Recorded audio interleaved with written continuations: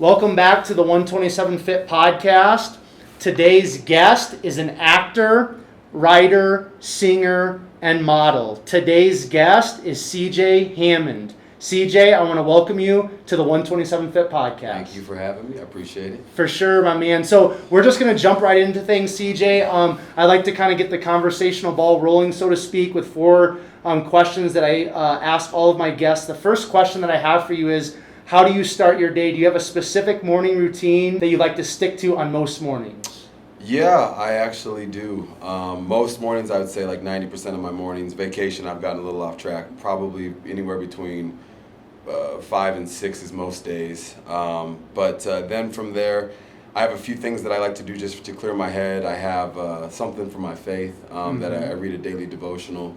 I read something called the Daily Stoic, the passage from that, and that's kind of just something to think on for the day. And then I have a gratitude journal that I write in, and that's just something I picked up over the last 2 years. But it's actually been quite calming for my day because it's almost like I'm setting my intentions at the same time. Absolutely. Yeah. So that's probably how I'd say, like 90% of my days, other than being back for the holidays, I start my days like that. Cool. Now, that's a pretty that's like a pretty solid like morning routine, and there's a lot kind of in that with the devotional, the gratitude and things like that. So how did you kind of figure out that this routine is something that kind of prepares you for your day? I think that it's picking up things along the way, but I would say like things like the devotional journal were me, because I've never technically, I didn't, I think that I didn't find faith until a little bit later in my journey. She always sends me something every day, but I took the time to then, use that as something that would, be my rock, be my anchor. And then the other things are kind of, I never want to say like, I'm not like some like philosophical wizard or anything like that, but I like to think on things. And so the Daily Stoic, Stoicism is something that kind of fascinates me because I'm a person I tend to be more ADD or whatnot, especially with my thoughts, so it helps to plant me. I think that, and then the journal was something that I picked up. I think it's probably, I know this is going to sound funny, but I think it was Oprah. Okay, she said, like, because there was this thing I listened to, and she's she was talking about how she starts her day every day with it, and those things just help to plant me. Really, they're my rocks. But I've been, it's about 2 years now with that practice. Okay, sweet. Yeah. Now, in regards to like the gratitude, because this is going to be episode 100 for the podcast, and so there's it's cool. I'm excited. Yeah. Thank you. Yeah. But so what I'm trying to say is like I've had a lot of in-person conversations through the podcast, and the gratitude, if it's not, which most of the time it is, but if it's not a part of that morning routine, it's a big part of most of my podcast guests that I've had on. So kind of what does that gratitude practice or gratitude journaling look like for you? Is it kind of like some I am statements? What is the kind of the specifics of the gratitude? I guess we can get personal. It's not like it's that. It's just that it's an insight into my brain. Okay. Like literally probably the very first thing that I write every single day in that journal would be, I'm so grateful for the blessings and opportunities that I received today. So that is just the intention that I do, because honestly I think everybody would probably think that therefore you would receive something big, and it could be the simple things. So that's just the thankful to have a warm bed to be in and stuff like that. But that's probably the one that I can say I write down every single day. Okay, and then if things are going well in career with booking or with music and stuff like that, I write about those things. It could be reflecting on the day prior to or something like that. But the one that's the staple of my day is literally just thanking for what is to come. I know that this day, no matter what, even if it seems like a crappy day, it's gonna be okay. Absolutely. It's a lesson learned. So for sure. Cool. I appreciate you just expounding a little bit on that. Yeah. Now, the second question that I have for you, CJ, and for the next three ones, if there's more than one, please feel free to share. But do you have a favorite book or book that you like to gift often? I just gifted this actually. Okay, cool. It's by James Allen. It's The Power of Peace and Prosperity. Okay. And I think that book to me is so magical because before this was like in like 1903 or something, I think, like this book was written.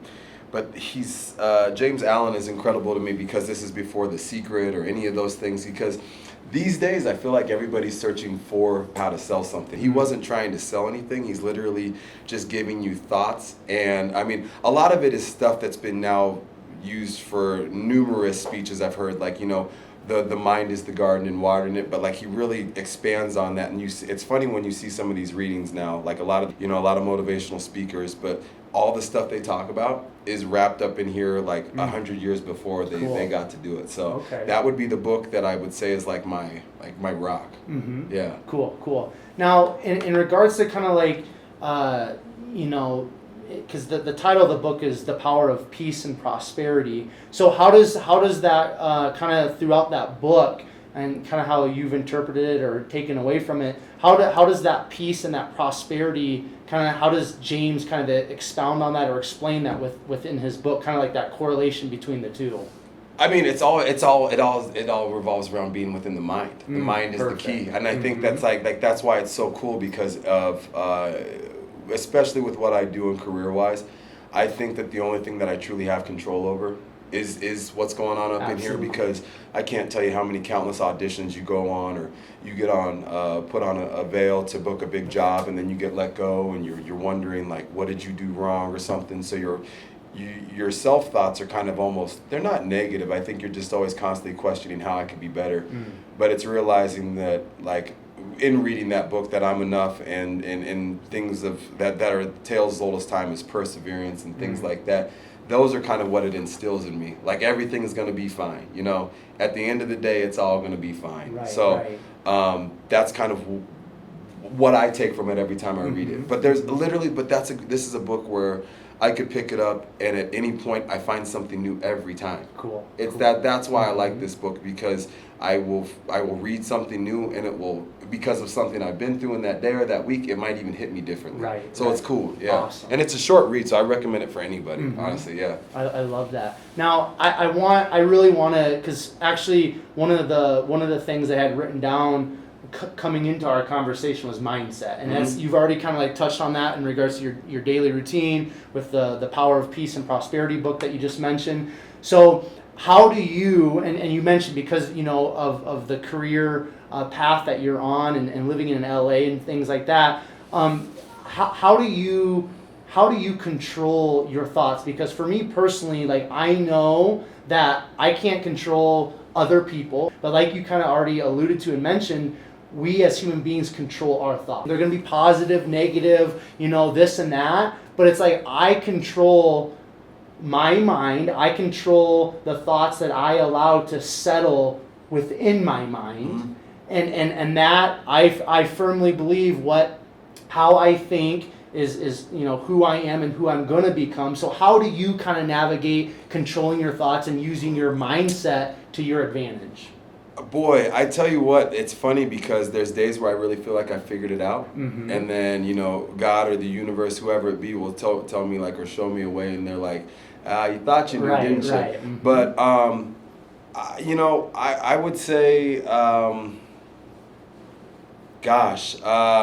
I do the small things though. Like I said, I come with I have a lot of negative thoughts throughout the day. And here's the thing: it's because of like the business or what. But I think it's everybody, because self-deprecating humor is super popular and things like that. So, but like I literally sometimes have to shake my head. I will literally shake my head off. I will have a thought or something like that and shake it and have to redirect it into a positive thought. And sometimes the positive thoughts are some of my most simple, because those are the only things I can hang on to that day, because it feels like the world is crashing. But I know I have such a strong family, and I think that's one of the things that I'm so blessed to have, because a lot of people, they have those weird family vibes where they don't get along with the mom and dad, or but my parents have been together for like 35 years. I might be wrong on that, but like a long time. It's awesome. I'm really close with my sister and stuff. So those kind of things, like if I'm ever having days where my thoughts are not quite on track, I probably reach out to them. Or I have a great group of friends out in LA or anywhere out here too that I reach out to in my days, or because I think the cool thing is that I'm old enough now to go, God, I'm not right. I need to actually talk to somebody. For sure. You know, I need to shake this thought. And I'll call my boy Greg or something and tell him like literally what's going on. And there's not a positive little window in there, and he'll help me to look through that and get through those things. So it's a mixture of other people around me, the influences around me, but also just like I said, I think that the people that I know that I appreciate the most are literally they have that internal self-talk that no matter what, it could be death or sickness or illness, whatever it is, they just shake it and they're like, it's gonna be okay though. So like that. Yeah. For sure. So that's gonna kind of tie into the next question. So, do you have a favorite quote, mantra, or word? And I kind of like to preface it with, we all go through different seasons of life, right? So this quote, mantra, word could be something that's been very impactful in your life, kind of like in the current season of life you're in, or it could be a quote, mantra, word from a previous season. However you kind of want to take that. Just favorite quote, mantra, or word. I would say, it's funny because I do not surf and I will never claim to, so nobody say anything about that. But it's ride the wave. I found that if my analogy for looking at life like that, it's just, like I said, I just know that I've caught in waves in my life and it feels like it's never going to end. I'm not looking left, I'm not looking right, I'm just in the tube, I'm riding, right? And then that ends. That good streak or whatever it just stops for whatever reason. And you can't have an answer for it or a reason, it just does. Right. And so then you have to go catch your next wave. But I also know, because like I said, I do watch surfers. Right. Not every wave that they grab, sometimes they miss one again, all right? And then they have to go paddle back out or try to catch the next one, and it might not be as good as the last one. But like for me, it's whatever I'm doing when I'm feeling in that flow state, just ride it. Don't think too much. And I think that's big when it comes to performing, because I am someone that deals with heavy amounts of anxiety. I've dealt with depression and panic attacks, and I still breathing is one of those things where it's so important for singing. And so it's one of those things where I've had to just be like, okay, you're supposed to be here, because if I wasn't, I wouldn't be here, So just riding that wave, and hopefully you get to ride it for a long time, but sometimes it lasts for 20 seconds, sometimes it's 20 days. Cool. Yeah. All right, that's a good one, man. That's really good. All right, so the last question is kind of part of the warm-up here. CJ, do you have a favorite or most listened to podcast?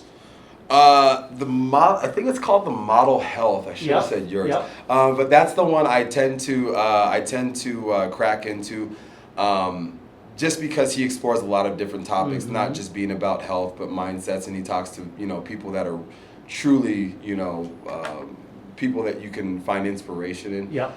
That's probably the one that I would say, I think I haven't listened to it since last week, but that would be the one that is most frequently listened to by me. Yeah. Love it. All right. Very good. Okay, so CJ, we're just going to kind of take a step into your childhood. I just love being able to kind of get a full picture of my guests. It's great for myself. It's great for the listeners. So if you don't mind sharing with the listeners and myself, kind of where did you grow up? What did those younger years look like? You've kind of already mentioned your parents and just kind of your relationship with them, your relationship with your sister. But were you involved in extracurricular activities, which I'm assuming you probably were, kind of sports? Just kind of what did those younger years look like for you, CJ? And we'll just kind of make, maybe the elementary years, work our way up to high school, and then we'll just kind of go from there. Yeah, I think, first of all, one of those childhoods, I think, you dream about, it was, my parents were awesome, and that's why I think where it starts. It starts and ends with that. Absolutely. In terms of they loved me, they were so supportive in everything I decided to do. They were, there were times where I wanted to do things and they wouldn't let me, and I probably hated them, but they always kept me in line when I was young. I don't think that, I'm trying to, my childhood was always sports. It was literally, it always revolved around sports. Football, baseball, basketball I wasn't big on school. I hated school. I liked to be talkative in school, but I hated the work of school. Never been a big student. Where if something was placed in front of me, you must learn this. Probably my favorite subject would have been history. Okay, cool. Hate math still to this day. That's why thank you for an iPhone and a calculator.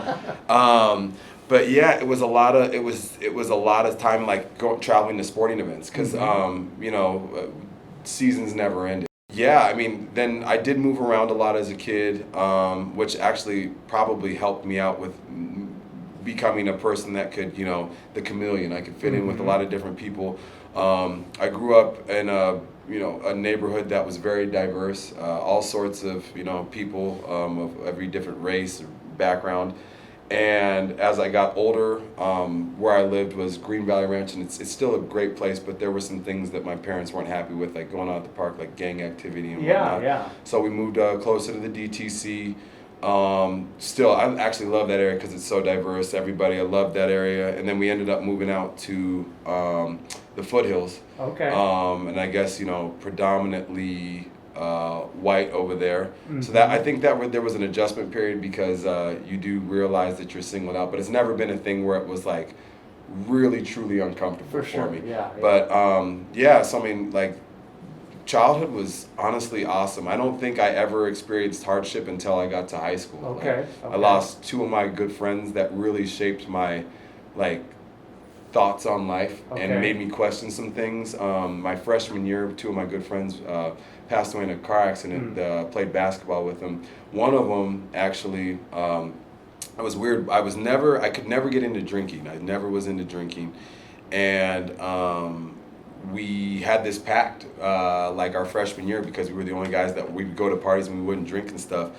And we were like, I won't drink if you won't. And I actually kept that promise all the way up until I called his mom on my 21st birthday. Wow. But I was like, I had a a serious high school sweetheart, and so I was like, it was sports, my girlfriend, and just hanging out with my friends and playing video games. Okay. So that was probably the gist of it, but it was always literally my life was sports for the first 18, 19 years of my life. Yeah. So now in regards to sports, because I have a similar story in regards to I got the grades that I got because I had to play sports, and you kind of learn how to just navigate school because that's what you got to do. But again, sports was my life. It was everything. That's all I cared about, and lifting weights was in there too. But did you find a lot, because I know I did personally, but did you really find a lot of that positive reinforcement through your performance on the field or the court, what have you? Did that really fuel your fire as a young person, as a young man? Yeah, I'm a really low-key competitive person. Okay. I'm the kind of guy where if it's like a pickup game, if everybody's gonna be laughing and having fun, all right, cool. But if the second someone gives me an elbow the wrong way, it's like, all right, we're playing. Right. Cool. And I have a group of friends, especially from here, where they're the rough guys, so I'll let them take all that stuff. But I've always had that self thing where if you tell me I can't do something, and it's never just to I'm going to prove that I can, and if it's something that doesn't mean anything to me, I'll let it go. Right. But if it's a lot of things that's probably why LA worked out so well with me, because it's always no's, but I've always had that internal drive, that thing that just knew I wanted something more. Right. And I always am constantly searching for it still to that day. Sports is awesome because although they're not a big part of my life now in terms of just career, they taught me so much in terms of discipline. Absolutely. and scheduling and things that you don't think you can survive. I remember being in college playing football. This was at Northern Colorado, and there were the morning workouts for conditioning. Some of them I honestly thought I was going to pass out, die type things, and you make it through. But those are just lessons, and it's still to this day I still use all that stuff to whether it be in my workouts, because as you get older you don't quite have the same pop, the same bounce, but I'm I'm gonna get it done. Doesn't matter if it takes a little longer, Cool. gonna get it done. Cool. So sports definitely served as a good little roadmap for me. Now I wanna touch on a little bit kind of the faith aspect that you had mentioned is a part of your morning routine. You also mentioned kind of in the opening of our conversation that it wasn't until maybe later in life that you really kind of stepped into your own personal faith. Yeah. So how did faith kind of unfold for you in your childhood? Was that a big part of who your mom and dad were and your family dynamics? Was kind of church kind of a part of that setting as well? What did the faith aspect of things look like when you were younger? So my grandfather, who I never got to meet on my dad's side, he was actually pastor or preacher and in Kansas. So my dad did grow up in the church, and I think that's where the singing. Well, I know that's where the singing came from because they sang in the church and everything. And, but I went to church as a little kid when my parents would take me. But then there was a certain point where everybody in the family, we just stopped going or whatever. So it was, I feel like it was self-explanatory. Like, I mean, in terms of like, everybody go find your own, whatever works for you. So I don't think it was until, like, I remember the day that it was like a literal breakdown. I was super unhappy. I had just gone through a breakup with someone who I thought, was, they were instrumental in who I became, but that was like, you're never going to find anybody better. Your career, who are you out here doing this thing? And I just remember like the one person that could like live inside me and that could talk to me was God. And like, I remember breaking down and crying, because I had never dealt with, until like going through the breakup and everything, I had never gone through panic attacks and anxiety and depression. I'd never touched that. And I was so afraid to tell anybody, because I always seemed like this really happy guy. I was the kind of guy like that would love to post a quote that would inspire somebody. And then to be stuck in the situation where I couldn't get myself out of my own head was so frustrating. And it was so, like, that almost put me into a deeper place, right? But for me, and I think everybody's different, and that's why religion and however everybody wants to view things is totally up to their interpretation, and I will never tell anybody anything else than that.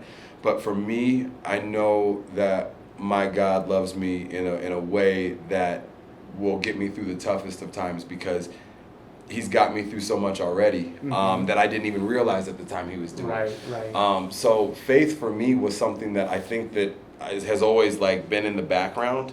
But it wasn't until I had to go out on my own, and really I was at my rock bottom, where it really was the thing where I was like, I have to cling on to this, because I have nothing else left to cling on to. For sure. And that was what was so cool, because I think it's brought me and my parents together, my sister, and me and my sister, because she lives out in LA, we go to church together. Like, it's the coolest thing in the world to be able to go to church and enjoy it and look forward to it and look forward to the message. Because I think, and I'm lucky enough to go to a church where it's about the message. It's not really about like, like wagging the finger, you need to do this, you need to do that. It's like, hey, check up on yourself, and it's such a good time. It's such a good vibe. Yeah. Cool. So yeah. Cool. If you don't mind me asking, which church do you guys go to out there? Church Home. Okay. Cool. Yeah, so Church Home, and it's Christian, non-denominational. But like I said, and for me, I don't think I would necessarily be too. I would maybe call myself. I haven't been. My sister just got baptized, but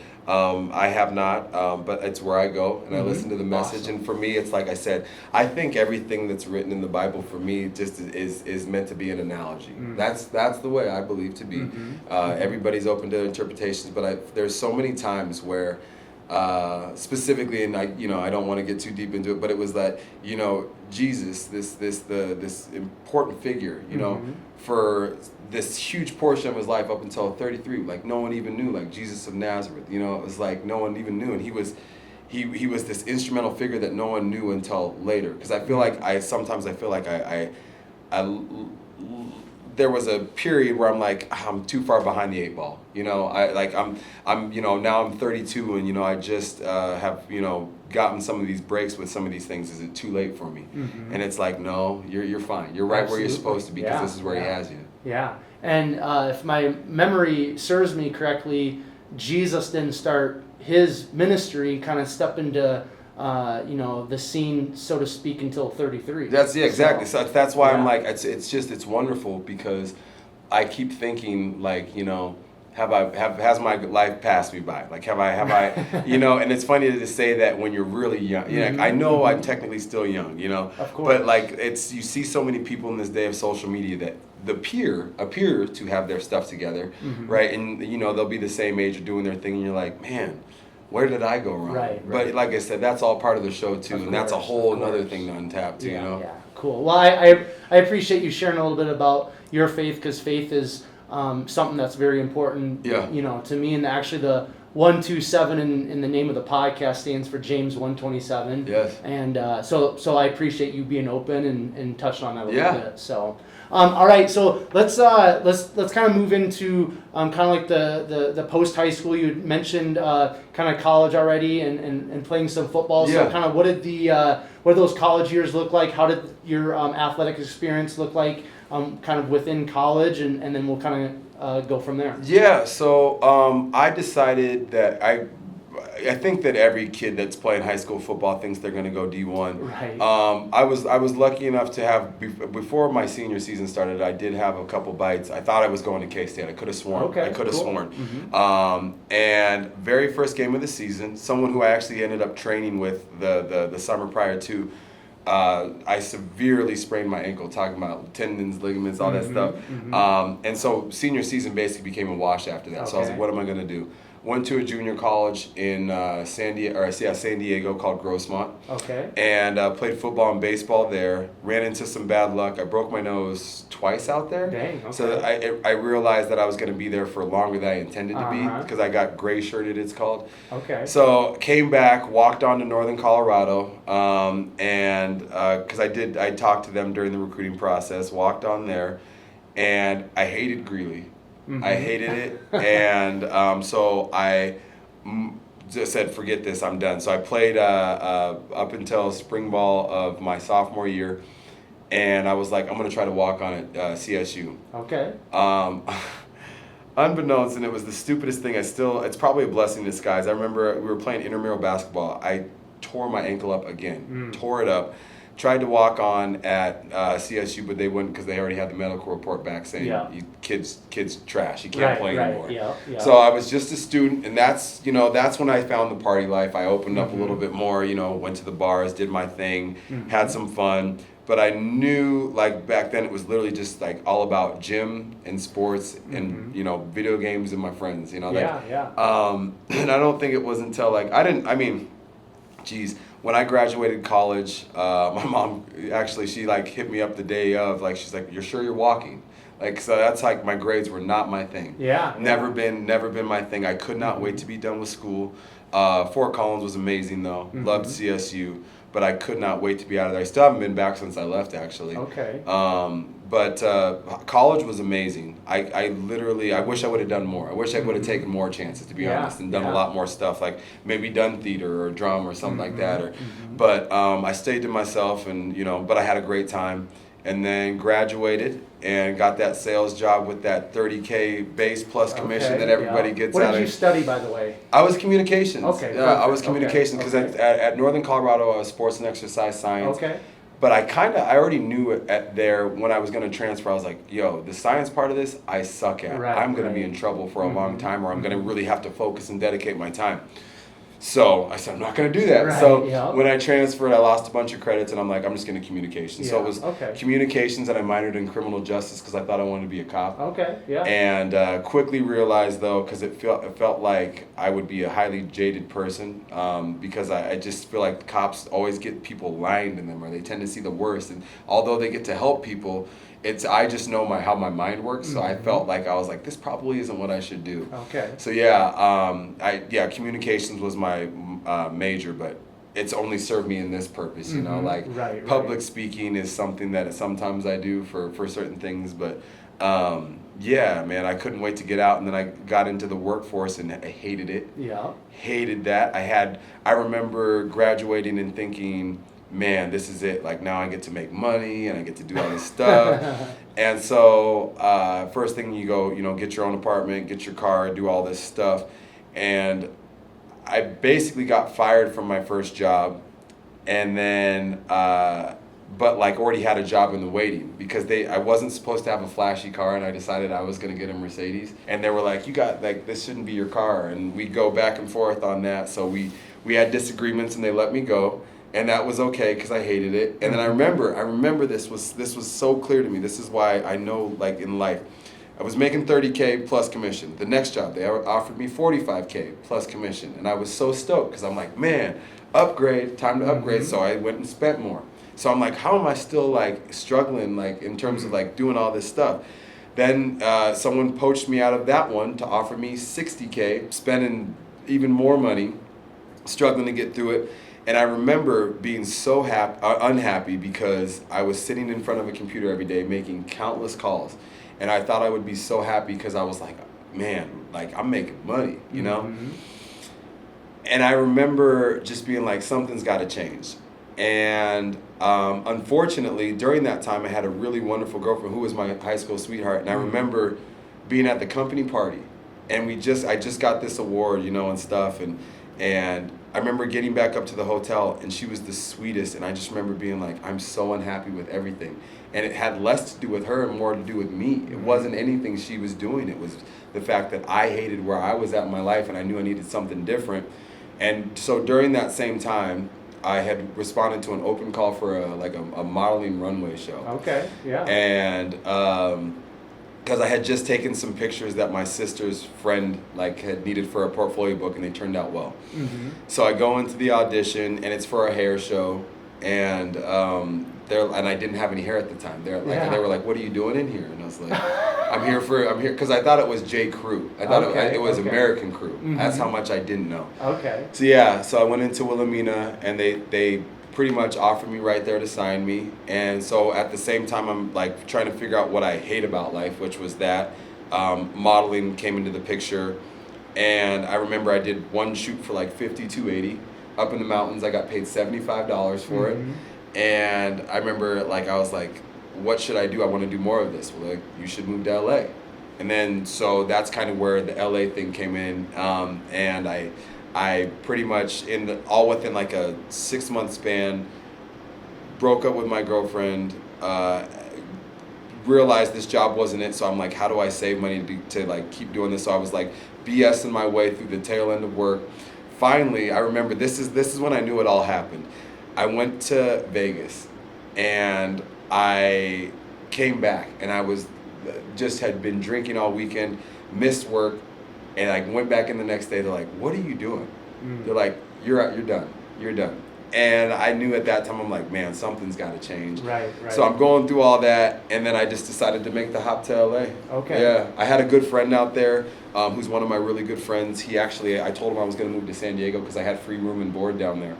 He's like, dude, you're not going to want to make that drive. Just come up to LA. And so I went back and forth, and finally he calls me. He's like, hey, I got a room that opened up. Okay. And I just went for it. Okay, so before we kind of dive into LA and that experience, I wanna unpack some things that you've kind of brought up, previously, and one of those things is the anxiety, and you kind of mentioned that didn't kind of come into your life until post breakup. No, the second. I've okay. had 2 serious relationships in my life. It was the second one that actually was the one where that's where it all kicked in. I didn't, until then I was so aloof to everything. Literally, if I think about having I guess you could say courage to do what I did now in terms of going to LA with knowing nobody and nothing in my pocket. You would think I had the most anxiety, but I needed something so different and something that would shake up my world that it didn't even set in until probably 4 years into LA, which you would have thought I would have been, because I had 2 jobs working $8.50 an hour. I was working at Abercrombie, and I was working at a yogurt shop in LA. Didn't have anything. I should have anxiety then, but I was more determined than ever. Right. All that didn't even start until after I got there. Okay, so I appreciate you clarifying that, because I want to get into that. But I mean, how old did you say you are? 32 now. 32. So I'm 32 as well. Yeah, so we're the same age, and I look back on my 20s. I lived a lot of life. I had a lot of great experiences. I was very immature in a lot of areas, and there's some areas where it's like, man, I don't want to say I'm ashamed of it, but I'm just like, man, Q, I wish you would have just done things a little bit differently, right? But overall, it was great, but I flew by the seat of my pants a lot. So just as I kind of look on, think about my 20s and you're kind of talking about your 20s, what was kind of like where was your mind at after you graduated? You kind of get in this job, you get your Mercedes, you're making more money, but then you realize that, hey, I'm also spending more money. Almost kind of like, you were being successful, you're doing kind of like what you're supposed to do, but there was also some floundering, it sounds like, in that. So CJ, where was your mind in all that? Was there kind of like have you always kind of had like a dream to do something, to be something? Where were you at kind of in your heart and in your mind in those years? I absolutely think it was restlessness because, thinking back on it now, I do have one of my good friends, Nick. We would always joke we were going to move to LA and be models. And like this was like literally us like joking. But I do think that's why like what you say sometimes, and if it clings to something in your soul, it's what becomes, Absolutely. If there's a piece of it that feels like it could be real, like I literally, and that's the thing is I've always been one of those guys, like I go to the movies and be like, man, how cool would it be to be in that? Or like I've entertainers of any genre, like how cool would it be to do that? Like I've always thought that, but like during my young 20s, I never had like those visions really. So like it was like living, like when I was working, I was living for the weekends. Like I was like literally just waiting for the weekends when I could be with all my boys and just go out on the town and go party. And like health wasn't even a concern. Like I didn't care what I ate. I was doing everything like, and I just was so lost, man. I don't even think like, that's why I say like it doesn't matter in terms of relationship wise. You could have the perfect person, but if you're not okay like or right within your own self, Absolutely, like or feeling like good with where you're at, it will not matter because that person can't solve your puzzle. They can't put it. But I was just a one big mess. Like, and I think that anybody else that would have seen me like, you weren't that bad, but I knew how unhappy I was and I knew how off track I was. I thought that I wanted a corporate job. I thought that I wanted to do this, but like also had this entrepreneurial side where I was like, maybe I could like start like a clothing company or do this, but nothing. I never took the initiative to do anything other than just wake up, go to work 9 to 5, then do anything. I wasn't like, I maybe came up with some shirt designs one time or something like that, but I wasn't doing anything outside of other than what my daily tasks were.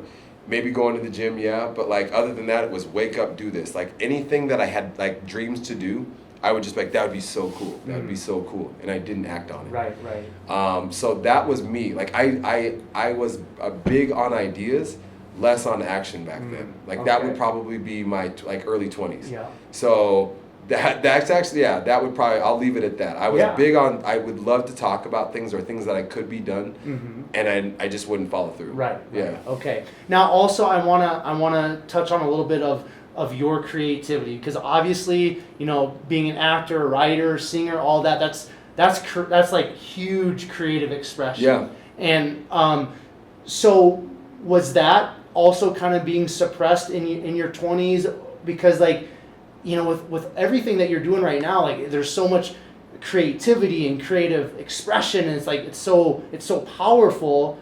Where was that at in your 20s? Like, did you have any outlets for that, or was it just all kind of like, dude, I'm just doing my job and living for the weekend? Yeah, and I think like that's what's funny is like I live to tell a good joke. If I'm in the moment, like I will act out the other person, give the voice and like that. But like that was like the extent of it. It wasn't like I was looking or taking classes or looking to expand on any of those things. Like I wasn't looking to work on any of that. Okay. Like my creativity at that time, golly, where would it be? I'm trying to think where I could even like say I would pull, because it wasn't like I was writing or anything like that. I would say honestly, that's what's so funny is until I got to like, I did not flourish as a human being, like into who I think I was meant to be until I actually moved to LA. And it wasn't just because it's LA, it's like the thing. It was like there is such an energy out there in that creative thing where I wasn't getting that in Colorado, because it wasn't like I was going to art, things or things I don't even know what I'd say, I wasn't looking to expand beyond that. Like I wasn't going to plays, I wasn't going to improv shows, I wasn't going to comedy shows. None of that came and sparked me, because I think that you always, like, people see things on TV like, I could do that, I should do that. That's where it ends. That's probably where I was at, Right, And so that spark was not there at all. And that's just interesting, because just where we're gonna go with your story and what you do. A lot of times people that are kind of in your shoes now out in LA with what you've got going on, it's like, they started singing when they're like 2 years old, and like there's this whole kind of like build up and process, but it's really interesting to kind of see where you just mentioned where you're like, I didn't really step into who I really am until you moved out to LA. So with that being said, let's start moving into your move out to LA. Kind of like, where were you at in regards to kind of just like, making ends meet financially in the beginning, and let's just talk about that evolution. Yeah, just be like with singing, I always knew I could sing. Okay. It was that and I've become a better singer as I've gotten older, taking, lessons and with different vocal things. But it was like, I wouldn't share it. I would not share it. Okay. I still, to this day, I get nervous to sing, but like it was one of those things where I just wouldn't sing out loud, like in front of people. Like it meant like I was a shower singer, I loved it, but I wouldn't do it outside of that. Yeah. And my sister, she's a phenomenal talent as well, but she was the one that was always singing. She was in theater and everything, and so maybe that's where it came from. Okay. But yeah, no, and then LA was a cool like moving out to LA the first 6 months was like literally every day I can remember, and like I told my boy this, like if I'm ever feeling down, like I just need to remember the spark that I had when I first moved out there, because I was living in this real world type house. It was 6 people, 4 guys, 2 girls. Okay. First day I moved out there, one of the girls in the house, she was actually dating Drake at the time, so I got to meet Drake, and I was like, this must be Hollywood. Like, this is Hollywood, right? That's pretty legit. Huh? Yeah, but like, it literally was the coolest house. I was like, it was this old 70s house, so everything in there was gross. There was sometimes you'd find a roach or two, and all I had to pay at that time was $900 a month, and that was like, I'm like, how the hell am I gonna do this? But I remember looking out on the balcony, and you could see Hollywood, and you could see the sign, and I was just like, that. Every day I woke up, I was like, this is life. Like, this is where I'm supposed to be, right? And so, like I said, moved out there. So I think I had these ideas of grandeur where I was like, I'm going to move out, and I'm going to be the next big thing, right? And so I go out there, and I sign with an agency pretty much the first week, because I had my contacts through people out here through Wilhelmina. And then I signed with an agency, and I remember going like, that's it. Like, I'm a model now. Like, that's all I need to do. And lo and behold, you still got bills, and you still got rent to pay and stuff. So I was like, how am I going to do this? Like I said, I started working at the yogurt shop in West Hollywood, and Abercrombie and Fitch. And both of those jobs, like I said, they pay $8.50 an hour. And I'd get my Abercrombie check, and I'd be like, how? Like, I literally would work my ass off, and I'd be like it'd be a check for like $62. I'd be like, what? And so I quickly realized it was funny. Like, so one of my first auditions I went on, this was why I thought I was going to be the man. Like, I went, and so you get put on hold. And if you get put on hold, it's like, you might be used, but there's also another talent they might want to use. But I remember it was like a job for like $5,000. And she's like, hey, sweetie, you got put on hold, my agent. And I was like, sweet, what does that mean? And she's like, oh, you're so cute. It means you might book this job. And I thought that was it. So I'm like, I don't even need another job then. But then, like, you quickly realize, and then I 6 months into LA, I go, oh my God, I'm about to like flunk out of LA. I don't have the money, like I don't know what I'm gonna do. So I took a real job again, and I was back into sales. I put my resume out there because I had no money, put my resume back out there, and I had the most awesome, this guy John Howard, and he's still awesome, him and Cindy, they offered me a job, and it wasn't that I lied to them, but it was that they asked me, so are you out here to do this? Are you going to be doing this anymore? And I was like, no, because I think I lied to myself, because I was like, no, like, and if I did need to take a job, I could work around it. And so out of nowhere, like, you need to be available for auditions, like, because I wasn't getting them. I started getting auditions, and I remember I booked my first commercial, and I was an extra, and I think I made $300 for Skechers. And I remember I missed work, and I lied to them. And I told them, and then the next day, because like I'm just one of those dudes, like the guilt ate at me. So the next day I'm like, hey, I got to be honest with you guys. I took a job. They sat me down. They let me go. We're still friends to this day, though. I caught up with John. Like, we got like lunch last year, and everything was cool. But I remember being like, I don't know how I'm going to make it. Like, what am I going to do? And in that time, luckily, I was like on my, like, I remember I screenshotted. I had like $79 in my pocket. I booked like my biggest job to that date. It was like a 4-day job for like Pepsi and beer, like all conglomerated into one for the NFL. And that got me, like, saved me some room to buy me some time to figure out what I wanted to do. And I knew at that time, I was like, so I have to do something. I have to figure out something. So then I found CrossFit. Okay. And I remember I reached out to this guy, Johnny, who had just opened a CrossFit gym. It was Angelino CrossFit. And he goes, like, and I write him. I said, I don't have any CrossFit experience, but I will gladly like shadow you, and I will scrub the floors, I will scrub the toilets, whatever. So he was kind enough, and he's like, let's meet. Meets me, sees I'm a former athlete, and that I understand like actually what I'm doing. He's like, I'll tell you what, I will offer you this, and I'll pay for you to get your certificate. So then I was up until a year and a half ago, I started my CrossFit certificate, Okay, so I was sweet. doing that. Yeah, Yeah. yeah. So CrossFit was wonderful because I could coach still and make all my auditions. But then like that's kind of like I would say, 2 years in is kind of where I finally started getting my flow. Okay. And booking things more regularly. But I even remember there was times where, I mean, it's still to this day, you'll never be able to tell how this game works out with acting and modeling and all this stuff. But I remember my girlfriend at the time, she asked me the most simple question, and life just sucked at the time because I wasn't booking again, and it was like I was, being broke again, but you want to provide for, your girlfriend and stuff. Course.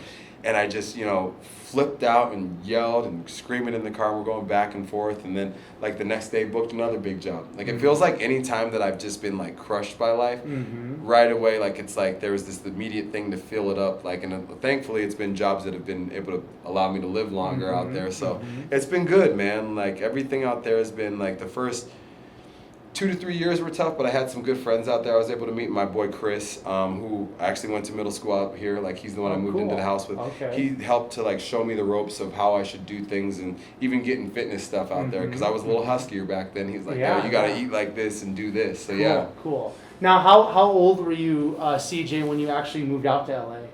25. 25. Okay, So I you've feel been out there for a while. Yeah, so I've been out there now. Yeah, I'm going. It's gonna be in May. It'll be 7 years. Okay, cool. Yeah, and it honestly though, the weirdest part is it does not feel like that. And it feels like literally time has flown. So, and I'm sure like once because you've been up here for what you said 7 weeks now. Yeah, just like 6-7 weeks. Yeah, up so in Denver. I'm sure it'll feel like a year from now you'll feel like still you just got here. So. Well, the thing for me, and I'm sure it's the same with you, the older I get, the faster time goes. Oh, it's like, driving me crazy. Like we're literally on the cusp of 2020, and it's like, dude, where did 2019 go? I still honestly, there's days where it's funny where I have to ask myself, I'll be like, yo, man, the F up, CJ, like you're 32, you got this, because I feel like I should be looking or asking someone else for direction, and it's like I finally to the point where I feel like I've taken onus over my actions and what I need to do and what I've done, and that's in everything. So there's a lot less party boy in me now. I'm so directed in what I need to get done. But yeah, man, that's funny because it feels like now that I say 7 years, it feels like I just got out there a year ago. Yeah. No, it's crazy how literally time flies by. Now, let's kind of like talk about, if you don't mind, CJ, let's talk about this experience with anxiety. And I want to talk about this because anxiety, depression, some of these different struggles that people have, there's been more, I think, because of social media, there's been more of a spotlight on it. But I'm always fascinated when my guests bring up anxiety because that's something, since I was a preteen, that I've struggled with. And as I've looked back on my life, a lot of mine, I believe the anxiety that I've experienced at a younger age specifically was through kind of like just that performance anxiety because of sports and just like this angst of trying to work hard and be the hardest work and all this.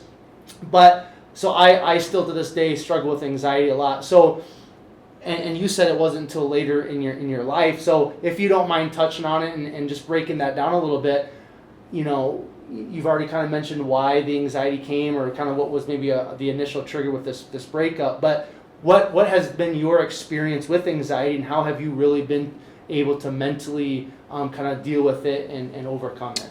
I was aware of it because someone close to me deals with anxiety that I knew for a long time, and they took medication for it. But I was always like under the impression, just like everybody else is, like it's like just calm down, just breathe, like you're fine. And it's like if you only knew how unfine I am, and for you to tell me that, it's only like literally making it worse because I would have tried that 20 minutes ago. Right, of course. But it got offset. There was just a time where I happened to run into my ex, and she was doing great, and I was not. And I just remember it was at the gym, and I remember. Like I just started to feel like lightheaded and my heart was racing and I was like something's going on, and I left the gym and sat in my car for an hour, and I was like, what just happened? And I figured out what it was, but ever since that first one, and I think that I don't think I'll ever necessarily conquer it, but it's weird because like nowadays anytime anything that feels like a panic attack is coming on or anxiety, it's the ultimate trigger to say, uh-oh. Like, even if there's nothing wrong, it goes off, and it's like, then it's like, I can't feel my feet, or I don't know where I am. That's why the performing has been such a pain in the butt, because the anxiety gets so built up, and it's something I still deal with, and I'm doing such a better job at, so I'm proud of myself for that. Yeah. But when there was a good solid year and a half where it was debilitating. Like, I didn't want to go out, I didn't want to be around crowds. Even like the simple things like talking to you, I would be like, where am I? You know? Yeah, and I think that still, even in conversation, like, I'll find things in passing where it's almost like CJ is looking from like the third person point of view in a conversation, and I detach myself. Like, I find myself being detached so often. That's why mindfulness is so important, you know. But like, I find myself so detached, so I get all freaked out and whatnot. But it brought me to faith, though, because I was so lost that the only thing that could have brought me back was that. So me dealing with that, and still to this day, it's not quite as bad as it was. You know, I had to sing the national anthem a couple weeks ago at this event, and it was so cool because I was like in front of one of my childhood heroes, Terrell Davis, singing it, and like I could literally feel my legs shaking, but I was like, just keep going. Yeah. And I think that's a lot of times with anxiety. What I do, I just have to find my breath again. Just a quick one, you know, because there's a lot of 4-7-8, the technique of breathe in for 4, hold for 7, release for 8. Like, that's something I use. Yeah, man, it's still something that I never got medicated for it. It was more so the people that had dealt with it that were able to tell me, like, hey, yo, you're like probably not alone. More, like, way more people than you even realize deal with this, you know.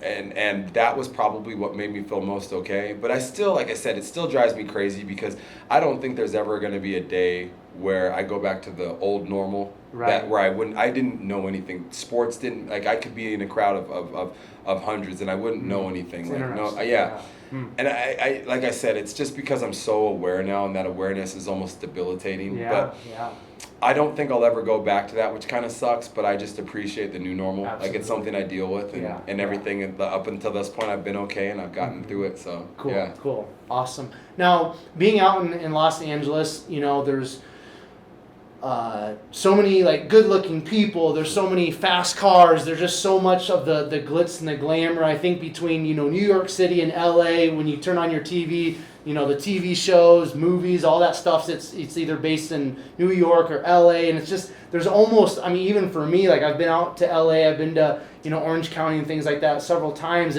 but there's like this mystique, right? There's this aura, even as a kid, because the movies we're watching, they're like in Venice Beach for me, because of like lifting weights and bodybuilding and Arnold Schwarzenegger. There's just this aura, right? And it's very flashy and all this. How do you navigate through all of that? And then I think you kind of mentioned earlier, like with Instagram, everything is kind of like magnified, and you see people 16-year-olds with their Lamborghinis and this and that. We're kind of seeing the best of life. How do you kind of navigate through all that? Because like just with your story, there's ups, there's downs, there's good, there's bad, there's all this different stuff. How do you kind of navigate living in LA and being surrounded by so much flash, so much money, so much fakeness? How do you work through that personally to kind of stay grounded and focus on what CJ needs to focus on and do? I think that you just become so aware of like the what's real and what's not out there if you're really like doing the self work. I just don't have any like.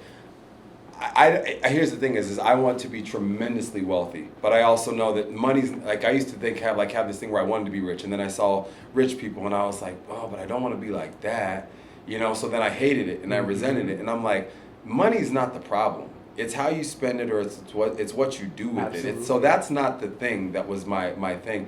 So like anybody that does their thing out there, I more so like I've been able to. I think that your vibe is your tribe, and I hang out with people that are very in tune with what I feel. Like they like the finer things, but it's not the everything, the end all be all. I still think that the hard one for me out there is the housing market. You want to you want to be a homeowner, you want to do these things, but realistically, you're talking about where you want to be at. It's like $1 million home, and it's not even trying to be braggadocious. It's because of where you're placed. Absolutely. So I do think that those trappings of life, or like, I do want the nicer things, but I think that I also realize, hey buddy, in due time, like when it's meant to be yours, it's meant to be yours. And it, like, I do believe, like, you know, what will be, and like, if it was supposed to be mine now, I'd have it. Right. But I've also been stupid enough to do those dumb purchases, you know, buy this stupid car, and I realized it didn't get me any further. If anything, it only put me behind. So until I can purchase those things without having to worry, or without having to figure out how I'm gonna scrape by, that I don't need those things. And you know, I think that I think it's maybe, this maybe is a bad generalization, but I do think it's tough for guys out in LA, because it's a constant one-upsmanship of like, I got this, and because you're, you know, I think you try to find someone that you're compatible with out there, and I think a lot of the people that you meet, they can be oohed and awed by those things, and it might make it easier to at least get your foot in the door. Yeah. So I'm really truly like at the point now though, where it's not like a hippie, but like, I could kind of care less. Like, I do want nice things, but I don't wear watches or anything like that. I don't wear chains, and it's not a thing I look forward to doing. But I do look forward. Like, one of my big things on my list would be a house, and then going from that, like, you'd want a nice car. But I've never, like, there was a point where I did get into that a little bit, but it's so far removed from my thought process now, in terms of I just see all the biggest if the bigger the show, like, the bigger the D-bag sometimes, you know, like, it's not everybody, but so and I don't want to be like that, you know. Sure. So okay, cool. Let's talk about just kind of like singing, and you know, because you mentioned when you were younger, you sang like in the church and stuff like that, but I just kind of want to touch on a little bit in regards to kind of like, who have been some of your music or singing influences, and then just when you're kind of in your musical flow, so to speak, like what goes on inside of you? What does that do for you personally? Man, so music is crazy though, because like literally as of last April, this is when it all came to. Like, so it's that recent. It's less than a year. Okay. And I know it sounds crazy to a lot of people, because they're like, yo, this guy's past his prime or anything, or like I don't know, like that, you know, I thought this dream passed me by, I guess, too. But what happened was, I guess I'll break down how it all happened, how I got into music, because I always knew music was my thing. And at the time, I was taking vocal lessons, but I did a play where I played Harry Belafonte, and I had laryngitis, and I shredded my vocal cords and everything, and I was coaching at the time. And so I had no voice left. And I got this audition from my manager for a show out in New York. I can't remember the show, but I needed someone to play piano. And I had no one that could play piano for me. And all I needed them to do, I was like, just read the sheet music. I don't care what it does, what it sounds like, whatever. The third guy I reached out to is this guy named Mark Rodriguez. And I actually was just copy and pasting to anybody that I knew, because I was like, can someone send me references? So anybody that did it, I was like, copy paste. Hey, can you help me? And I left the name Kyle in there. And it was like, Kyle, I need you. Like, he writes me back. He's like, hey, I'm not Kyle, but like, I can help you out. That's awesome. And so, but he takes time. He's like, why don't you call me? And like, we'll figure out what exactly you need. And so I called him. I'm like, yo, I just need you to play piano. And he's like, okay, cool. But like, how do you what sound? What's the music? So he like wanted to really take the time and like help me with this. And I was like, wow, that's kind of cool. I meet him. Go over there, and it needs to be done the next day. So he's like, how about we just work the song tonight and work this? And I sing for him, and he goes, huh, so you don't sing? And I was like, no, just for these auditions. He's like, okay. And then he comes back the next day, and we do a little bit more vocal work to try to help open up my vocal cords and whatnot. And he goes, all right, well, thanks, man. Like, and I thought I found like a new buddy to jam with, because like I think we like jammed out on a few more songs. And he's like, all right, cool. Like, and I was like, well, maybe we'll jam again. Didn't hear from him, so he calls me back a week later. He's like, hey, I want to talk to you about something. And he sounds really serious on the phone. So I'm like, okay. He's like, come over, we'll talk. During this whole time, like, unbeknownst to me, Mark is someone that's been in the music scene for a long time. He looks like he's 20, but he's close to 40. During this time, he'd got hit up by somebody, and they needed someone to sing on this track that was going out to Sam Smith's camp. Okay. And so the guy that he wanted to use was out of town. He's like, hey, so there's this track that we need to do for Sam Smith's camp, and I want you to do it. Like, would you be interested in doing it? And I was like, okay. And so he preps me for like 3 weeks straight. Actually, no, a month straight. Out of 30 days, I saw him 27 days, and we were literally working vocals like for 2 hours at a time. Just like me just getting frustrated because I wasn't trained like that. You know, I had only done like my vocal lessons with my coach at the time, but he only had the knowledge he had, and Mark knew a little bit more. So we were like going through like the hardest things in the world. So the day comes where we do the demo track, send it out to their camp, comes back, and they're like, hey, like, why did you send this song out? And Mark goes, what do you mean? He's like, this is already a finished song. Like, who's the singer on this? Like, and who is he signed with? And so Mark goes, okay, and like it goes around to like 3 more people. They say the same thing, like, who is this kid? Who is he signed with? And like at that time, Mark sits me down again and he goes, hey, so we got some good feedback, and would you want to consider this as a career? And I think at that time, because I've been in Hollywood and I've had, marginal success with modeling, and been able to act in a few things and stuff. So it's been cool, but like this was the first time I was like, what do I have to lose? Like, here's somebody that believes in me. He's like, CJ, you have a gift. You have a gift. I'm telling you right now, I haven't seen this voice in a long time. Would you want to do this? And I was nervous, and I just said, as long as you're gonna still work with me, and like I'm like, Mark is now what amounts to be like, and on the music side of things, he's my manager.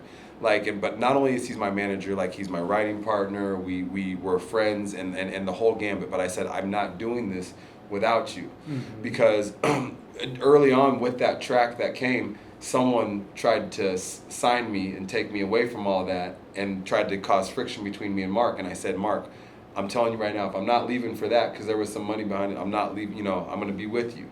So stuck it out with him, and then ever since then we started making songs, and we would do song after song, and it was this effortless process. Effortless. There might be days where there's some writer's block, but we started working on things, and we started working on our own tracks, and they came back, and people were like, yo, like, what's going on?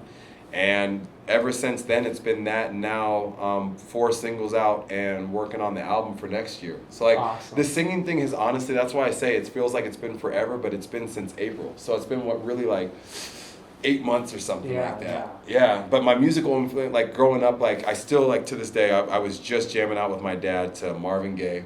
I love Sam Cooke.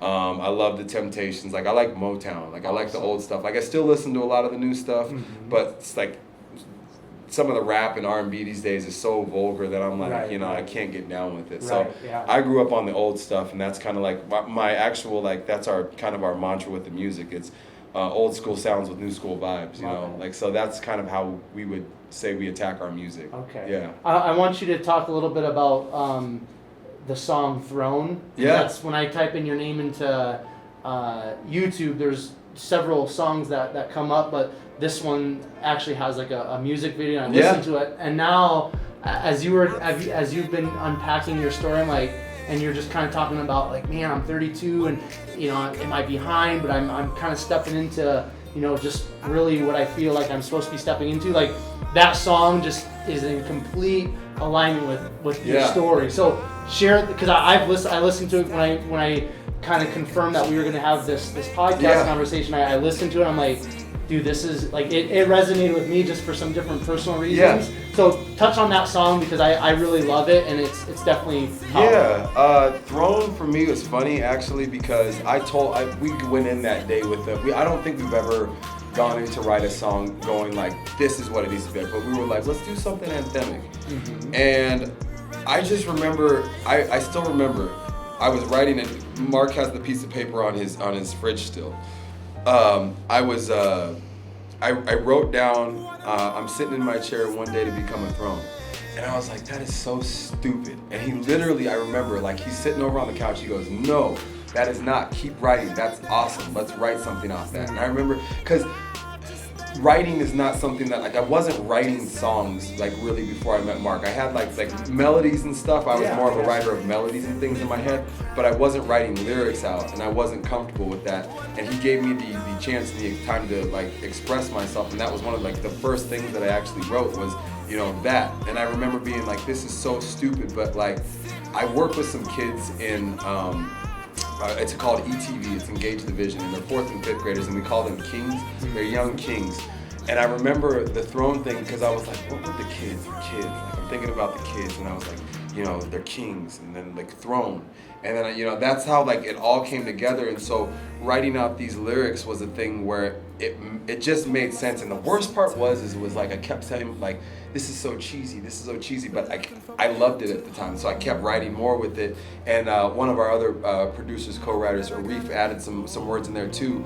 But it meant so much to me because I do feel like, as cheesy as it sounds, like, and music's so funny because I'm you know, it's such a release, but like it really does resonate with me. That song means a lot to me, not only because it was my first music video, but it was because it actually was, as cheesy as it was, just because it's cheesy doesn't mean it can't be true, right, you know? Right, like yeah. Just like all those sayings you have, like this one was like, literally, like to me, I'm in this point in my life where I know that I'm not where I'm gonna be at ultimately. Like I'm in this transition phase, I'm sitting in my chair, but I know that there is this throne of goodness and of everything that I've ever thought life like had for me, that I'm getting ready to, you know, Absolutely, take that chair. man. So Yeah. that's where it came from. But the music video was fun because it's actually based on, Carl McDowell is the bass player in my band. Okay. And he's on the show Ballers, or was, because it just finished up. Mm-hmm. But it's about his story, and he had, he had this rough upbringing, and it's kind of like he got taken away from his mom at a young age, and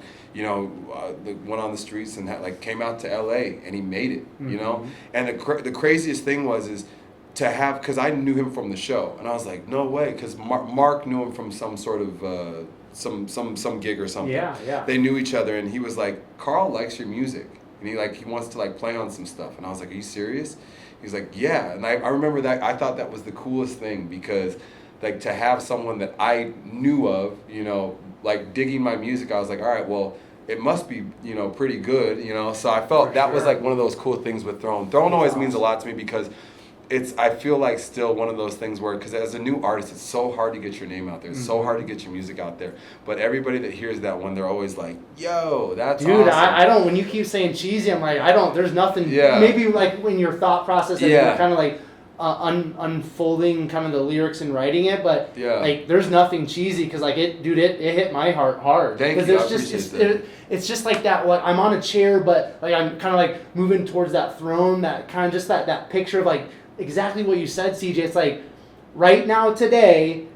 I'm not where I want to be, but I know there's greatness ahead, and I just gotta keep grinding and moving forward. It's powerful, man. But that's It really why is. that's why I think that's why it's so I can't wait till I think that song will have its run in terms of getting a little bit more exposure soon. And I can't wait till more people hear it, because what you say is what makes me feel good about what I do. Because I might be nervous to perform, but I know in the studio I have complete control of what I do, and the passion that I come with in the booth is way different than anything else I've ever experienced in my life. Yeah. And so to know that it has an impact on you means so much, because there's I've had multiple people now come up to me and say, whoa, I thank you so much, and it's wow, so you can do something. Yeah, it's good, man. And so as we're we're gonna start moving a little bit towards the finish line here, but if somebody is what's this song Throne, where can people find that song specifically? So now the good thing is thankfully this day and age, I'm streamable everywhere. It's Apple Music, perfect. I think even Tidal, but the main two, and you can find the music on YouTube. Yeah. I've got another music video dropping for the song I'm Lost. Okay. And that one, to me, the song I'm Lost is probably, to me, the most important song to date of anything I've done, because it's literally talking about what we just unpacked with depression, anxiety, and everything. That song, and being in the booth and singing that, there were tears in my eyes when I'm singing it. I've never had moments of passion like that. When you see artists do things, whether it be a painter or something, they get moved emotionally.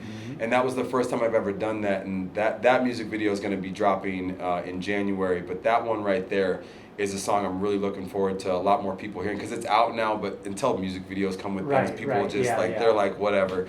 So I'll have the music video with that, but it's all available on every single platform. Perfect. Yeah. Okay. Cool. All right. So what's an insecurity that you are kind of currently working through in your personal life? My voice. I still get Your nervous. voice? I still Okay. get nervous to sing in front of people. Like Why is that? What's internally going on with that nervousness, do you think? I think it's because it means so much to me. Like, I think my voice means so much to me, in terms of, because I don't think I sound like I don't think anybody, like, I've listened to Linda Ronstadt. She was talking about, like, she doesn't like to hear her songs. Like, I don't necessarily love my voice. Like, it bothers me. I have like this twinge of, like, people have like said CeeLo meets Sam Smith meets CeeLo, like all these different things. And like, I still am not comfortable with my voice. And Mark knows that, and it's funny because he's like, I love your voice. I don't know why you just don't embrace it. So that's one of my biggest insecurities still to this date, is and just going up and performing. Right. Because I think I'm always nervous about how people will perceive it, but still to this date, no one said anything other than wonderful things and loved it, right? But that's probably my biggest insecurity, and I think one of mine, like, if we're, I take the time to be real with you and be authentic about it, but like financials, I think that's one of my biggest insecurities, because I know this job is always ebbs and flows. And so I think that's one that actually is, if we're being honest, those are probably my two biggest ones. Yeah. Neither of them need to be worried about, but those are two things that eat at me. Cool. Now, I want to, with the financial thing, because that's something as we move very close to 2020, like, that's something I'm really focusing on, changing my story, my internal dialogue, just the way I think about money and stuff, because we all have conditioned beliefs and thoughts, right? From our parents, from the adults when we're growing up and things like that. And that's something, money, there's just so much conditioned stuff within me, and I'm really learning kind of how to rephrase just how I think about money and talk about money. So for you, CJ, is there some, like, kind of those conditioned beliefs or thoughts surrounding money that you're really trying to break through and work on? Yeah, and my family knows this, and they wouldn't care if I said this, but we're a frugal bunch in terms of, like, like, I just think, like, they grew up with, like, way less than we had. So I think that to think like that is appropriate, because you're like, well, you just never know, right? And my mom is a very cautious one. My dad is too. But I think that for me, like, the biggest thing is like, I needed to tell myself, stop blocking my blessings. Yeah. Because there have been so many times where I have been flying high, and I'm like, man, what happens when I reach the next tier? And it's almost like I get knocked back down, because I'm already thinking 2 steps ahead, thinking it's going to ruin me.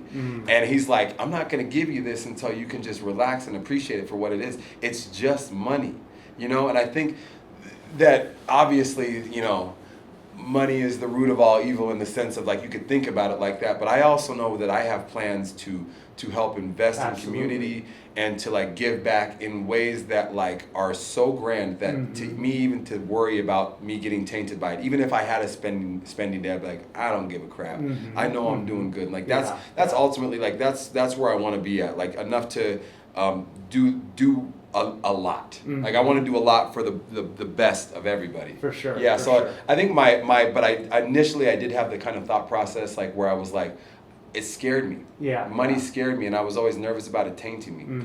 It's not going to taint who you are, if you really know who you are. Absolutely. Yeah, no, that's great, man. Because, like, I look at money, and I'm learning to look at it through the lens of it's an opportunity, and it's a tool in the toolbox. Don't let a tool rule you, man. Right. Like, that's one of the old expressions of that one. I'm glad you said it, because it's like, I've found so many times where I've let experiences, vacations or something, like, well, I shouldn't do, like, just have fun. Right. Like, life will take care of itself, I wouldn't be on this vacation if I wasn't able to, so yeah. Cool. I want to talk a little bit about fitness. You've brought up the CrossFit and the coaching. How is just kind of like your day-to-day taking care of your physical body through fitness, through nutrition, recovery, like sleep, things like that? How does that kind of prepare you to go after kind of your goals and your dreams in the day-to-day? Well, it's funny, my fitness actually has changed over the last few months in terms of just diet-wise. So I think a lot of people have seen this, like, but Game Changers was one where it actually, it resonated with me, only because I was like, I just want to try something new. And it sucks now, because I do still eat dairy and eggs and stuff, but, like, I can't eat meat, and I want to so badly, but, like, I tried to over this holiday break and I couldn't, but, like, so I've had way more natural energy over the past, it's been almost 4 months. Okay. Cool. And so going no meat has been different, because I do feel like that guy giving peace signs, the hippie, like, type vibes, but, like, it hasn't been as hard as I thought it was going to be, nor do I like still do sushi sometimes. I can still do that. But fitness wise for me, I'm the kind of guy where it pains me to take a day off from the gym. It pains me because it's such a routine. I'm up early, I eat my breakfast an hour before I go to lift. And like that's like literally my structure. Like I have the same breakfast every day. It's oatmeal, peanut butter, banana, and honey. Like Sounds every good, day. dude. Yeah. That's Try legit. it out, everybody. Yeah. But like and then I go to the gym. But like I'm the kind of guy where CrossFit was great because CrossFit, in terms of by definition, CrossFit to me was the ultimate. By application and actually doing the workouts though, you're putting yourself in jeopardy sometimes, because I'm telling you, I had never been strong or stuff, but I was also more injury prone. And it was days there where I was feeling great too, and I'd pull my lat or like pull my pec for something.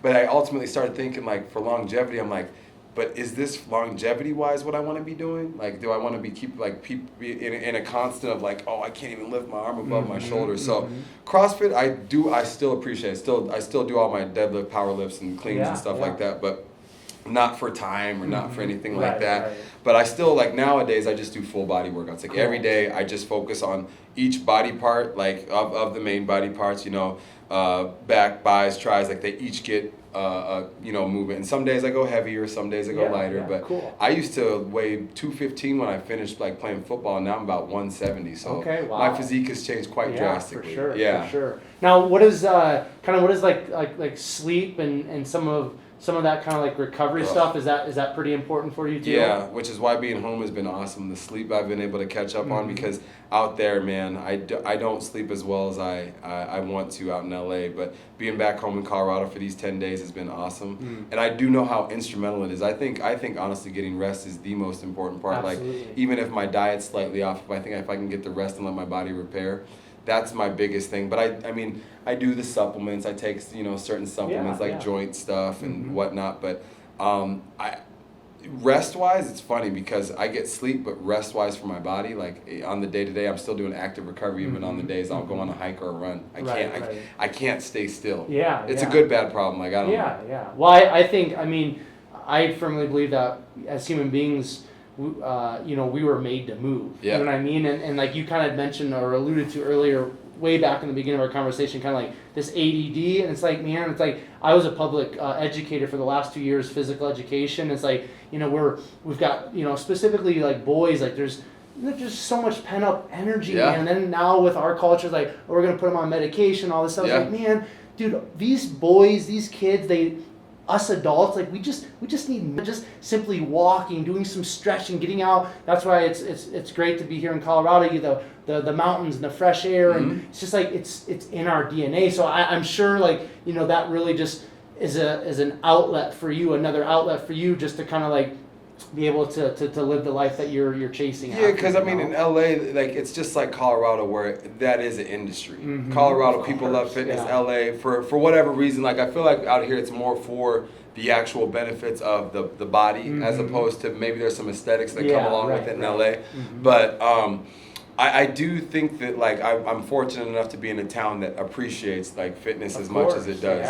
For what good or bad, for whatever reason, it like with restaurants and things that are out there, or like a gym on every corner, it feels like I'm lucky enough to have that. So it's good. Absolutely. All right, so CJ, we're just gonna kind of start wrapping things up here. I want to touch a little bit on, before I ask the last couple of questions, just kind of like your network, the people that are in your life in regards to friends. You said earlier your vibe is your tribe. And that's something I've really learned in 2019, the importance of a network, the importance of who you surround yourself with. So just touch on that, how the people that you've surrounded yourself with, the people that you've allowed to come in your life, how have those people really elevated your game in regards to the life that you're living? It's everything. I am so blessed to have the people that I have in my life, and that's from family to relationships with friends, or intimate relationships. Like, if I give you my time, it means something. It means a lot, because that, other than like people want the money, the time is the thing you can never get back. Mm. And like if I'm going to spend my time with you, it means something, you know, to be here today. That's why, you know, seeing what you were about, it's like, all right, you know, if we're going to give an hour of my time, it needs to be worth it, you know. And so every single one of my friends that I'm able to be, you know, have in my network of people are truly people that I'm like, there's no riffraff. There's no riffraff, or nor there is there time for. I haven't, you know, run across a person, but I also think that's what you're putting out. Absolutely. I think that's what, you know, what I'm seeking is what I'm finding a lot of time. Mm-hmm. I'm like I just want to meet good people, and I've been able to do that. But I think it's what conversations you carry, because you'll find out quickly with talking to someone just kind of where their mind lies. You know, are they able to get a little bit deeper? Are they just a fun-loving person? Because I have some of everything. I have people I have really super deep conversations with, and I have people I just chill with. Yeah. So, but my network is like, I could honestly say, when you talk about blessings, that would be a huge one. Mm. The people that I'm with, both on any side, because I have friends from both like on any side of the industry, whether it be in music, whether it be in film, TV, modeling, or just on the level of just a friendship. I'm able to call on those people at any point and just talk to them.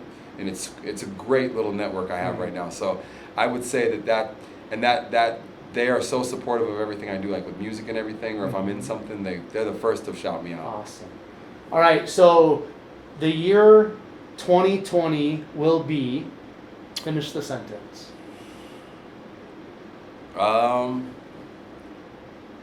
It will be the year I sit on my throne. It will. I really truly feel like with the album that I'm about to put out, because we're about 2/3 of the way there. We've already got stuff. We thought about how long we wanted to make it. Right now we're sitting about 12 to 14 tracks, but you got to also do a little bit more than that to see what you want to weed out. Mm-hmm. But this is the year. Like I don't know why this is. I don't know why this is. For the life of me, I've always said in my head, I've always been like, man, when I'm 32, I'm gonna have it together. When I'm 32, like, and that's not me just saying that. Like, I've literally always thought that, and this is the first time where everything in my life has come together in terms of just who I feel like I am, who I'm becoming, and like who I want to be. Like, it's all like finally lining up, and the alignment of that has been awesome. So I think like this is that year. Like, I truly sit on my throne. Like, the alignment of where I've been thus far and where I'm going will equal up. Cool. Yeah. In 2 years, where do you personally just with your life, with your career, where do you want to be in 2 years? 2 years. 2022, because we're right at the end of 19. All right. So 2022, then I would say that I just want to be in a state where I've known of growth. I know that sounds so blanketed, but like, as long as I've grown, I don't want to be in the same if it's music, I want to be making more music or better music, or is music that's different, because everybody's opinion of what that music is. If it's I just want to be, in 2 years, I want to be still moving forward. Absolutely. Not stagnant. Because I think some people, like, if 32 is to be my year, then that is the peak. Right. This is not my peak. The peak only gets raised. My mountain, don't ask me how, it just grows. Absolutely. I'm always going to climb for higher. Yeah. So the last question before I ask, kind of like my last question is, we've had a very thorough conversation. Yeah. Is there kind of a message, or maybe kind of like something that's just like, inside of you that you really want to share with the listeners, you really want to put out there into the universe or the world, before we wrap it up? Maybe something like, I just feel like we just, like, with social media, we see the worst of everything these days. I mean, there's those little happy-go-lucky stories, but I mean, life is beautiful, and it is to be lived. And I find myself even, getting stuck on my phone and stuff. So, like, just living more life and being more appreciative, because I don't think that I don't think a lot of people these days appreciate just how much we have just in general. Like if you're lucky enough to live in America, like the clean drinking water. Right. I know it's like all those things your parents like, don't waste food, but like just a meal on your plate. Like, I wish people were more appreciative and less, like I said, self-deprecating, because I can find myself in that, but I realized how detrimental that was to my thought processes. Right. I was like not believing I was enough simply because I was telling jokes about it, you know? Mm-hmm. So I just wish everybody would go for their, like, whatever it is that drives them. Mm-hmm. Like that, because that's the coolest people I see, their eyes light up, or the way they talk changes immediately. Mm-hmm. Whenever you find it, and they could be into rocks, they could be into tables, or whatever it is. But when I find those people, they light up something to me because I get to tell them, like, I see what you're talking about. Absolutely. Yeah. So the last question that I have for you, CJ, is what sets your soul on fire? Now it's got to be creation. Being creating things, and it's in various ways, but just being able to create a heavy amount of that comes through the music. Mm-hmm. But I realize, like, why that sets me on fire, because I want people to hear the message behind it. Because a lot of my music, there's some fun music that's just there for you to simply to dance to, but there's a message in the music that lights me on fire, because we've crafted this for hours. Mm-hmm. We've been doing this, and it's not just like that, we found a hot beat and we like sang a bunch of mumble words to it. Like, we spent time with every lyric that means something to me, every word, the beat, the melody, like those things mean something to me. Like, so creating lights me up, man. Cool. That gets me going, and the good conversation too, man. Like, right. Being being able to talk with you today, like, this really is it gets me excited. Cool. Yeah.